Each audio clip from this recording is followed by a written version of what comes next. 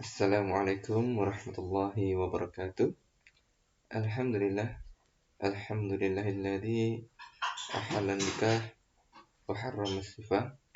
Asyhadu an la ilaha illallah wa la syarika lah wa asyhadu anna Muhammadan abduhu rasuluh. Allahumma shalli wa sallim wa barik ala sayyidina Muhammad wa ala alihi wa ashabihi ajma'in. Amma ba'd. Alhamdulillah, segala puji dan syukur kita haturkan kepada Allah Subhanahu wa taala atas nikmat-nikmat-Nya, khususnya nikmat iman, nikmat Islam, dan juga nikmat-nikmat lain yang Allah berikan kepada kita.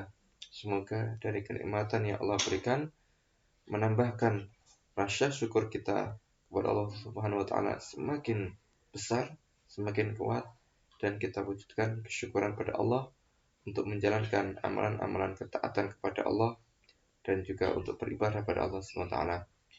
Shalawat dan salam semoga senantiasa tercurahkan kepada Nabi Allah Muhammad SAW, dan semoga tercurah pula kepada keluarganya, para sahabat, para tabi'in, tabi'in, dan orang-orang yang senantiasa istiqomah dalam Islam. Baik anak-anak semuanya, rahimakumullah, anak kelas 12 yang kami banggakan.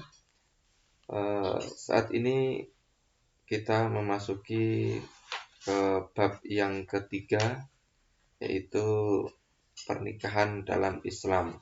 Nah, ini biasanya ketika pembelajaran kelas yang tidak ngantuk ya anak-anak, yaitu tentang bab nikah, pertanyaan biasanya.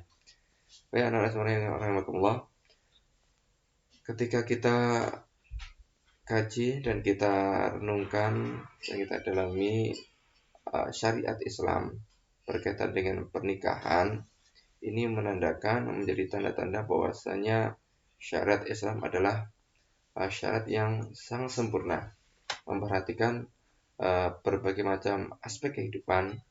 Nah, terutama di sini dalam membangun sebuah kehidupan, ya, memulai dari diri kemudian berkeluarga. Nah, ini dalam rangka kesinambungan, ya, dalam rangka melanjutkan kehidupan umat manusia. Nah, ini dengan pernikahan. Nah, di situ Islam memberikan aturan, tata tertib, sehingga pernikahan yang dilakukan itu adalah pernikahan yang benar-benar berwibawa, benar-benar berharga, pernikahan yang benar-benar berarti, pernikahan yang benar-benar formal, ya, sangat formal. Maka disitulah Islam mengatur hubungan antara laki-laki dan perempuan, ya, hubungan laki-laki dan perempuan dengan bingkai yang disebut dengan bingkai pernikahan, sehingga apa yang dilakukannya itu benar-benar bisa dipertanggungjawabkan. Baik, inilah yang juga membedakan antara manusia dengan hewan, yang mana kalau hewan, ya, maka tanpa ada pernikahan, tanpa ada kemudian ikatan, ya, yang kuat untuk kemudian membangun rumah tangga, gitu, kehidupan bersama, tapi hanya sekedar untuk melampiaskan hawa nafsu. Baik, anak-anak semua rahimahullah,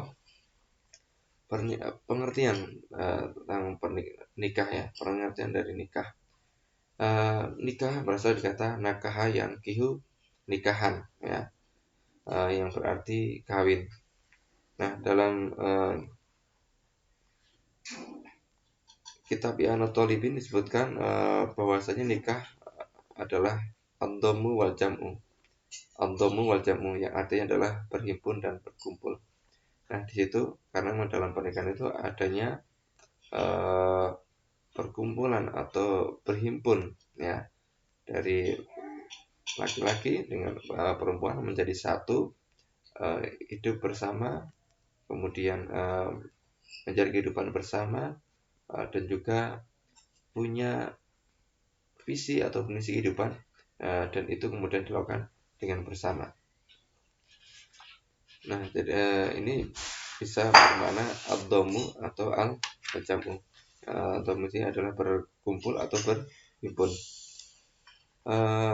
Secara istilah, ya, nikah dapat didefinisikan sebagaimana yang dijelaskan oleh Imam Jalaluddin Al-Mahalli dalam kitabnya Al-Mahalli, bahwa nikah adalah aqdun yatadammanu ibahati wat'in bilafdi ingkahin atau tazwijin. Ini aqdun, yang namanya nikah adalah suatu akad, ya, suatu akad yatadammanu ibahati wat'in, yang membolehkan wati atau hubungan suami istri, ya, bilang diingkahin dengan menggunakan lafaz ingkah atau tazwij. Nah, maka dalam pernikahan itu sana ada akad yang jelas, ya, ada akad yang jelas. Juga menurut Imam Syafi'i, pengertian nikah adalah qad yatadammanu milku wat'in bilam diingkahin atau tazwijin atau ma'nahuma, yang artinya adalah suatu akad yang mencakup kepemilikan terhadap wat'i dengan lafal ingkah atau tazwij, atau dengan menggunakan lafal yang semakna keduanya. Nah, maka dalam akad nikah ini juga harus diketahui maknanya, karena dalam akad isi akad itu yang kemudian mengikat, sehingga apa yang diucapkan dalam akad itu benar-benar bisa dipahami. Maka dalam akad nikah ini memang ada yang menggunakan bahasa Arab, ya, dengan mengikrarkannya, qabiltu nikaha wa tazwijal nafsi bil mahril mazkuri halan, itu tetapi juga bisa dengan menggunakan bahasa Indonesia, ya. Jadi kalau misalnya angkah tuka wa zawajtuka fulanah binti fulan, gitu ya, aku nikahkan, aku kawinkan engkau, ya, dengan fulanah binti fulan, gitu. Jadi bisa dengan menggunakan bahasa Indonesia, bahkan juga dengan bahasa lain, bahasa Jawa atau bahasa Sunda atau bahasa daerah-daerah yang lain. Artinya dalam akad ini memang isinya itu harus sesuai dengan makna yang dikehendaki dalam nikah itu, ya. Sehingga apa yang diucapkan dalam akad nikah itu, ya, walaupun dengan bahasa yang tidak menggunakan bahasa Arab, tetapi maksudnya itu benar-benar sesuai dengan apa yang menjadi tujuan nikah dalam syariat Islam. Kemudian juga menurut Imam Hambali, pengertian nikah menurut istilah, ya, aqdun bilam diingkahin atau tazwijin ala manfaatil istimta, yang artinya akad yang dilakukan dengan menggunakan lafal ingkah. Jadi memang ada lafaz kata-kata ingkah, jadi menikahkan, gitu, ya, atau tazwij, sama artinya juga menikahkan, ya. Maka zaujun ada suami, kalau zaujatun adalah istri, ya. Maka dalam akad itu jelas, ya, penyebutannya adalah aku nikahkan, angkah tuka, gitu kan, angkah tuka wazawaj tuka, gitu ya. Jadi aku nikahkan, aku kawinkan, gitu. Sehingga lafaz ingkah, aku kawin, aku nikahkan, itu benar-benar terucapkan dalam lafaz akad tersebut. Jadi lafaznya benar-benar jelas, ya. Ini pengertian, ya, dari secara bahasa maupun secara istilah. Artinya di sini bahwasanya membawa rumah tangga, ya, berkumpulnya laki-laki dengan perempuan, ya, dalam satu rumah, dalam pergaulan yang sangat dekat, sangat mendalam, maka di situ dengan bingkai yang disebut dengan pernikahan, sehingga tidak kemudian asal suka sama suka kemudian hidup bersama, tetapi harus kemudian diawali dengan akad nikah, yang mana tentunya dalam akad nikah itu ada syarat-syaratnya, ada tata caranya. Dan kalau kemudian kita pahami dan kita kaji bahwasanya syarat-syarat pernikahan, juga apa yang lakukan dalam pernikahan itu, dalam akadnya itu adalah dalam rangka menjaga hak laki-laki sebagai suami maupun hak perempuan sebagai istri. Juga dengan adanya bingkai akad pernikahan itu yang dibikin dalam syariat Islam itu menata apa menjadi kewajiban sebagai seorang suami yang laki-laki, begitu juga apa yang menjadi kewajiban seorang istri. Nah, ini Islam membingkai, Islam mengatur sehingga bagaimana kemudian kehidupan rumah tangga yang dibangun itu adalah kehidupan yang mendatangkan ketentraman, mendatangkan rahmat gitu ya, kasih sayang. Nah, anak-anak semua rahimakumullah, dalil tentang pernikahan yang selanjutnya adalah tadi pertama adalah tentang makna pengertian secara bahasa maupun secara istilah. Kemudian dalil tentang pernikahan.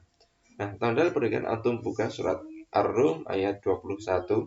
Ini ayat yang sering dilantunkan, dibacakan saat pernikahan. A'udzubillahi minasyaitonir rajim. Bismillahirrahmanirrahim. Wa min ayatihi an khalaqa lakum min anfusikum azwajan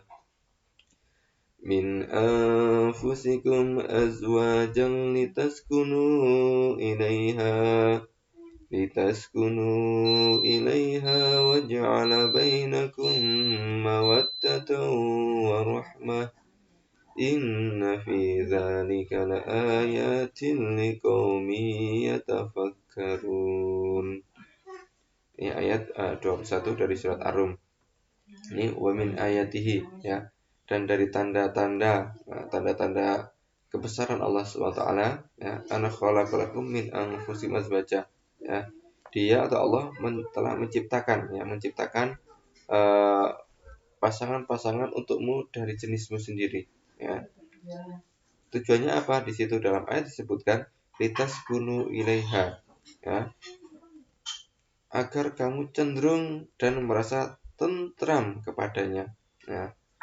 Wa ja'ala bainakum mawaddatan wa rahmah, dan dia menjadikan di antara kamu rasa kasih dan sayang. Jadi ada rasa kasih sayang, mawaddah wa rahmah. Inna fi dzalika laayatin liqaumin yatafakkarun. Sesungguhnya pada yang demikian itu benar-benar terdapat tanda-tanda kebesaran Allah bagi kaum yang berpikir. Nah, sehingga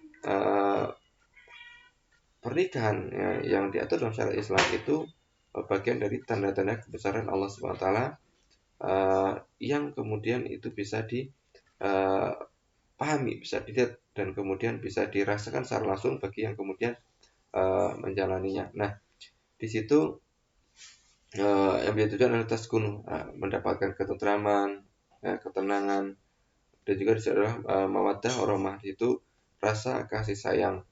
Maka doa yang diucapkan atau yang dilantunkan bagi orang yang menikah, maka seringnya sebagaimana dicontoh Rasul adalah barakallahu laka wa baraka alaika, wa jama bainakuma fi khairin. Maka kemudian adalah keberkahan, bagaimana kemudian pernikahan yang dilaksanakan itu benar-benar mendapatkan keberkahan dari Allah Subhanahu wa taala, dan kemudian menjadikan hubungan kedua itu diiringi dengan mawaddah warahmah, rasa cinta, rasa kasih sayang. Baik, rahimakumullah. Begitu pula dalam surat An-Nisa ayat 3.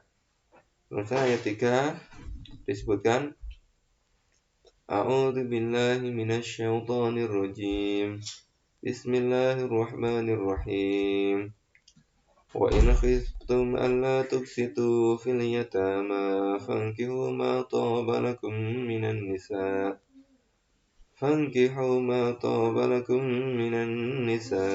mathna wa thulatha wa ruba'. Fa in khiftum alla ta'dilu fawahidatan aw ma malakat aymanukum dzalika adna alla ta'ulu. Nah, ini dalam surat An-Nisa juga uh, disebutkan ya dalam ayat 3 ya. Dan jika kamu khawatir ya tidak akan mampu berlaku adil ya, perempuan yatim ya, maka nikahlah perempuan itu yang kamu senangi ya. Baik, anak-anak di sini dalam redaksinya adalah fankihu ma tabarakum ya, maka nikahilah gitu ya, maka nikahilah ma tabarakum nisa dari perempuan yang baik. Nah, maka disitulah anak-anak semua, maka dalam menikah pun juga Islam menganjurkan ataupun kemudian memberikan arahan siapa yang kemudian akan dipilih ya untuk menjadi pasangannya. Dan tentunya dalam pernikahan ini tidak ada paksaan, sehingga bagaimana kemudian yang laki-laki ya sebagai calon suami memilih ya siapa yang kemudian akan dinikahinya, dan kemudian yang perempuan itu pun juga bisa menerima atau bisa menolak, tentunya tanpa ada paksaan. Nah, dalam redaksinya fangkihu ma tabarakum nisa di sini adalah bagaimana menikahi wanita yang thayyib, yang baik ya, yang baik. Tentunya ada kriteria-kriteria yang kemudian dianjurkan ya untuk dipilih sebagai pasangan. Nah, walaupun kemudian di dalam surat Nisa ini ayat 3 ya, dilanjutkannya adalah masna wa sulasa waruba ya, 2, 3 atau 4. Artinya di sini memang Islam membolehkan untuk berpoligami ya, bisa 2, 3 atau 4. Tapi intinya di sini adalah pernikahan adalah suatu hal yang disyariatkan ya, disyariatkan. Dan yang Allah perintahkan itu adalah, dan Allah anjurkan adalah menikahi wanita yang benar baik, wanita yang baik. Tapi ketika kemudian berbicara poligami ya, menikahi 2, 3 atau 4, maka dilakukan fa in khiftum alla ta'dilu fawahidatan. Jika engkau khawatir ya untuk tidak bisa berlaku adil ya, khawatir tidak bisa berlaku adil, maka apa? Fawahidatan, maka satu, wahidah ini satu. Nah, artinya di sini ada kemudian pilihan ya, kita milih cukup satu manakala tidak beradil. Tetapi kalau memang mampu kemudian untuk menikah 2, 3 atau 4 dalam kondisi-kondisi tertentu ya, memang itu diperbolehkan dalam Islam dengan batasan adalah 4. Nah, tapi kalau tidak mampu maka apa? Cukup satu ya, wahidatan. Nah, kembali pada redaksi fangkihu ma tabalakum ya, menikahilah wanita yang perempuan atau wanita yang baik gitu ya. Itu kemudian dijelaskan oleh Rasulullah ya. Dalam hadis Nabi Muhammad SAW disebutkan ya, an Abi Hurairah radhiyallahu anhu, an Nabi sallallahu alaihi wasallam, ini dari Abi Hurairah radhiyallahu anhu, semoga Allah berkatanya, dari Nabi Muhammad sallallahu alaihi wasallam berkata ya, tunkahul mar'atu li arba'in ya. Umumnya ya wanita itu dinikahi karena 4 hal ya. Pertama lima liha, walinasabiha, lijamaliha, walidiniha. Nah, di sini ada 4 kriteria. Memang biasanya yang menjadi pilihan ya, jadi harapkan ya, yang akan dipilih menjadi pasangan itu dari seorang wanita adalah lima liha ya, kayanya, kemudian yang sabian nasabnya baik gitu ya. Kemudian juga lijamalia ya, kecantikannya ya, kemudian juga lidinia dan juga karena agamanya. Jadi 4 hal ini menjadi kriteria ya. Maka ini juga bagaimana kemudian orang yang laki-laki memilih 4 kriteria itu ya, yang menjadi pilihan untuk menjadi pasangan. Begitu pula bagi yang wanita bagaimana menyiapkan diri menjadi yang demikian, yang memiliki 4 kriteria tersebut ya. Tetapi kemudian dilanjutkan dalam hadisnya adalah fadfar bidatitin taribat yadak, ya.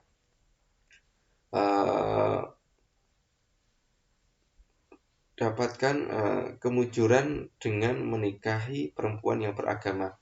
Maka di sini adalah fadfar bidatitin taribat yadak, ya.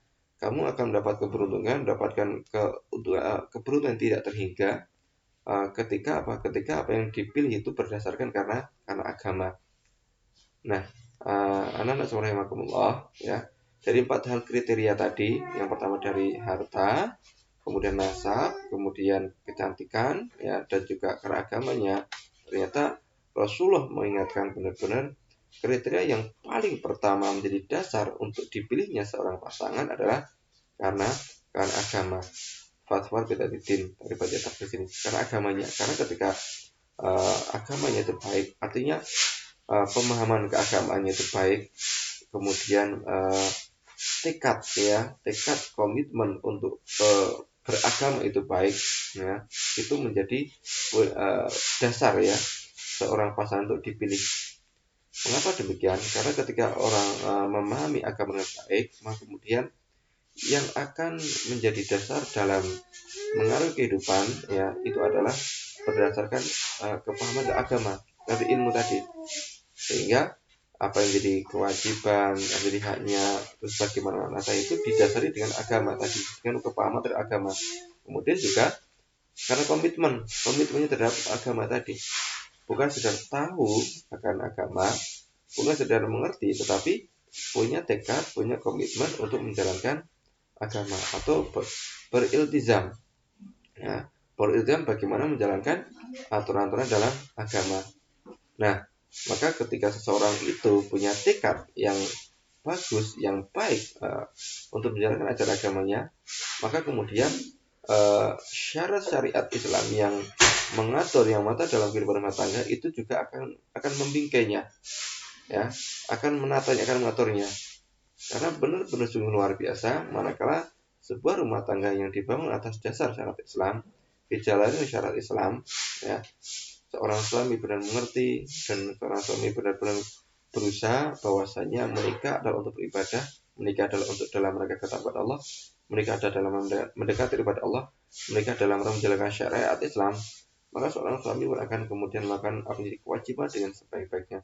Begitu pula bagi sang istri, ya, sang istri punya komitmen, punya tekad, punya iltizam untuk menjalankan syariat Islam, maka ia pun akan berusaha menjalani kehidupan rumah tangga itu dengan apa yang kemudian diatur dalam syariat Islam, sehingga apa menjadi kewajibannya itu pun akan dilakukan dengan penuh ketulusan, penuh dengan semangat, ya.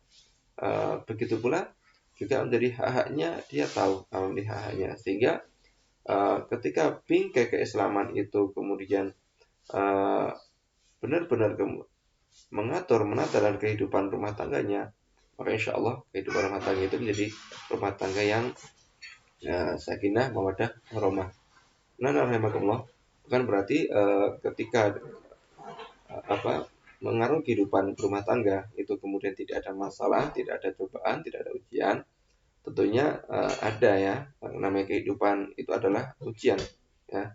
Hidup tidak ada ujian, sehingga berumah tangga yang itu adalah bagian dari perjalanan kehidupan juga terdapat ujian-ujian. Maka disitulah bagaimana kemudian syariat Islam itu menata diri kita untuk menghadapi berbagai macam ujian itu, sehingga ukuran ataupun benar salah, kurang atau lebihnya bagaimana meramu rumah tangga itu, ya bagaimana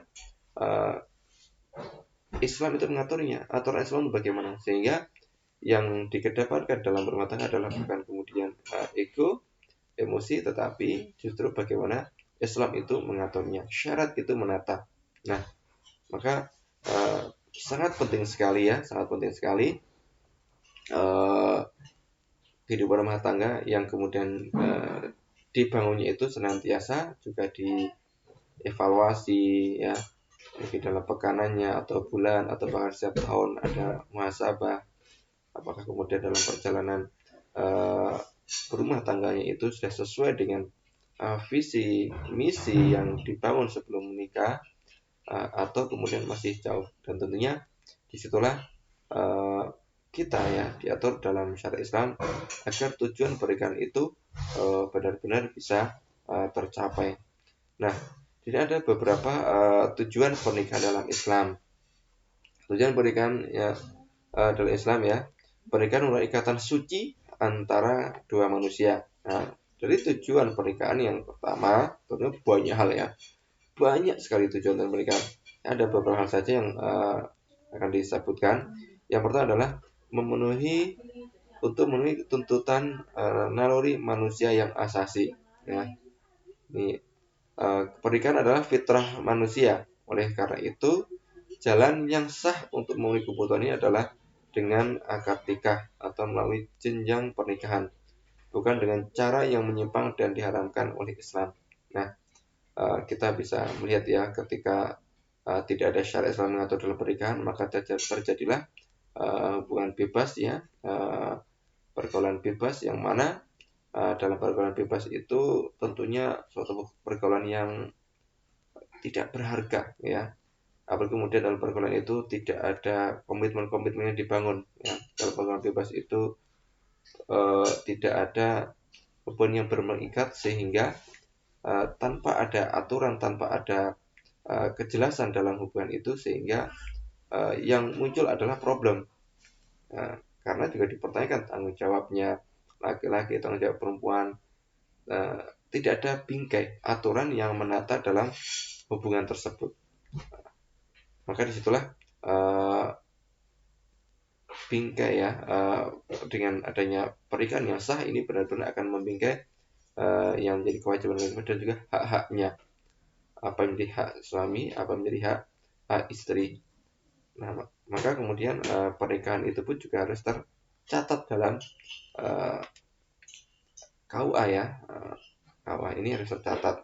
Memang ada yang kemudian sebagian berpendapat boleh gitu ya tanpa ada pencatatan di KUA, karena itu sudah sah gitu ya, secara rukun-rukunnya sudah terpenuhi maka sah. Tapi memang ada yang kemudian menambah harus tercatat ya, tercatat di pemerintahan itu ya, atau di KUA.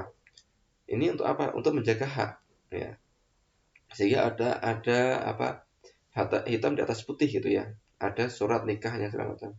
Lagi-lagi adalah hak. Artinya memang pernikahan itu untuk menjaga keduanya, menjaga hak.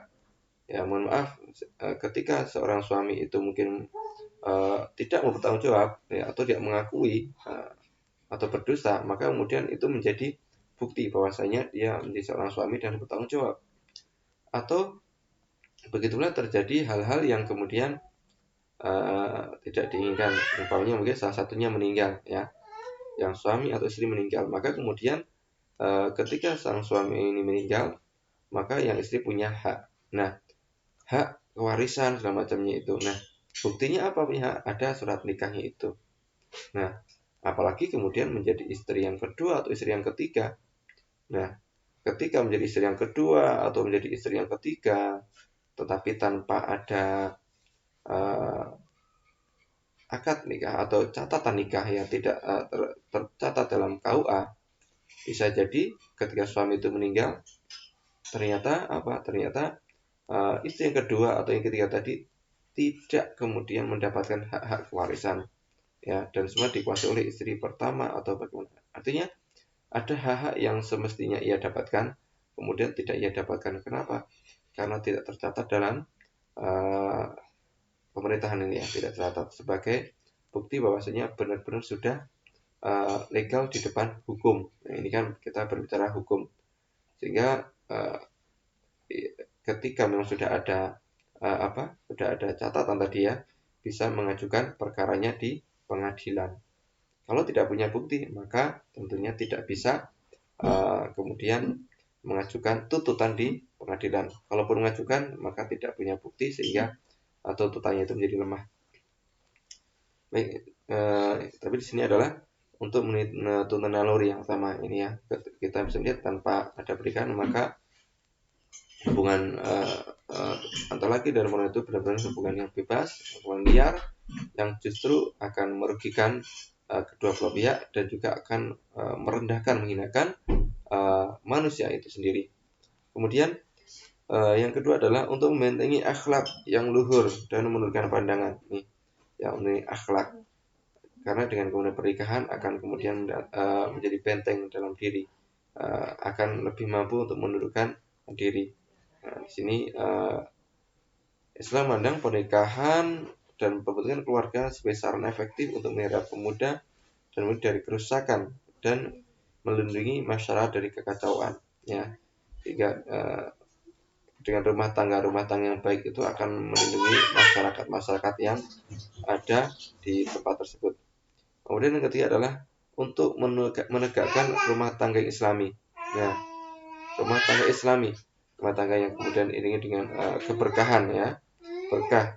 Ya, semua interaksi dan kegiatan dalam rumah tangga selalu didasarkan pada ajaran Islam yang benar.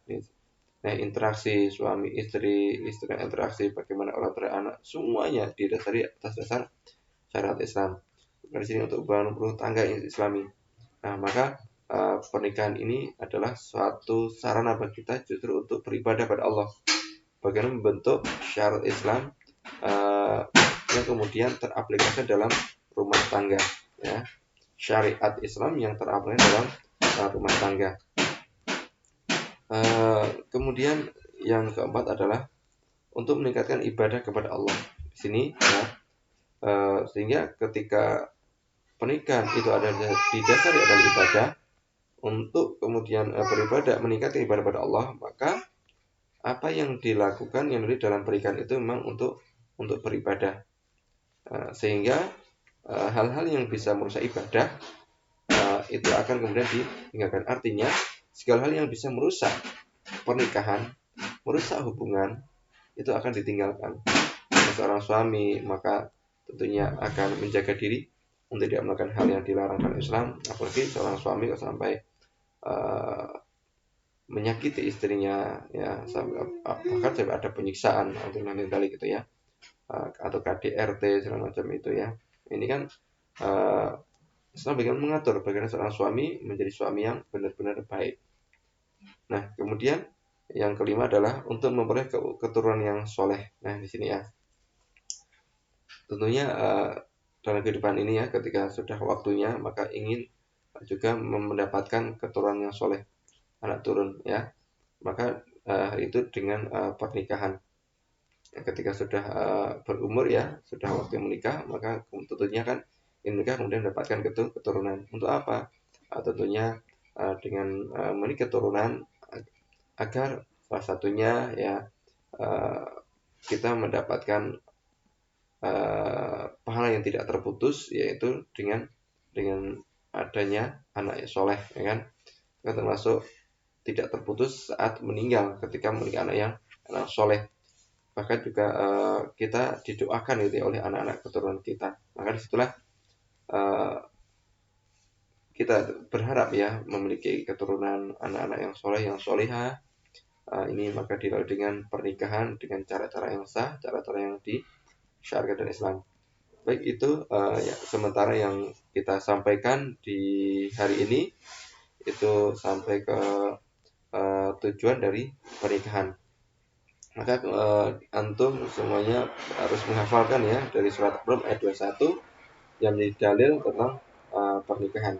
Ini harus hafal, semuanya harus hafal. Nanti suatu saat kalian harus menyetorkan surat Ar-Rum ayat 21 beserta artinya.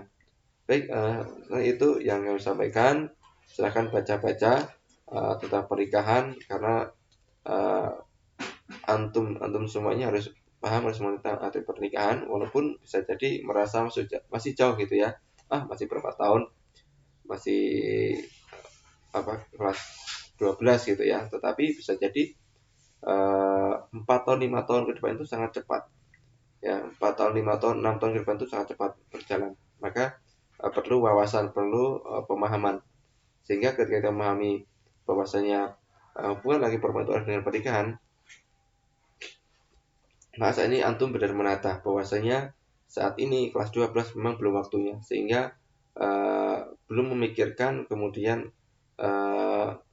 memilih siapanya, tetapi lebih fokus menyiapkan diri, ya menyiapkan diri.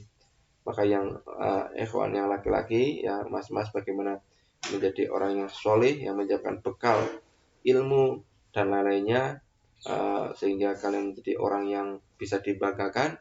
Begitulah bagi yang putri, yang akhwat juga benar-benar menjaga diri, ya menjaga diri, menjaga kebersihan hati, sehingga nanti di waktu 5 atau 6 tahun ke depan kalian menjadi seorang akhwat yang solehah, yang berilmu, yang benar-benar siap, ya tidak kemudian terjerumus pada pergaulan bebas, terjerumus pada pacaran, suatu poin yang dilarang dalam Islam, yang akhirnya merugikan diri sendiri.